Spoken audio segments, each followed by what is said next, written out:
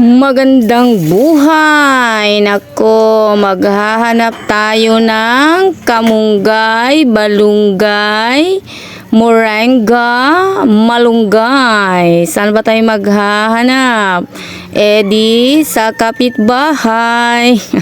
Ayan o, may mga magagandang bulaklak pa yan. Dito na tayo sa area na kung saan maraming kamunggay. Oh no! What happened? Walang tinira yung walang natira. So maghahanap tayo ulit dito. Ayan yung mga mais yan, rice field, cornfield. Ayan, pag mamumunga yan, ako, mayroon na naman tayong makakain. Manghingi lang tayo sa kapitbahay. Takbo. Ang init talaga.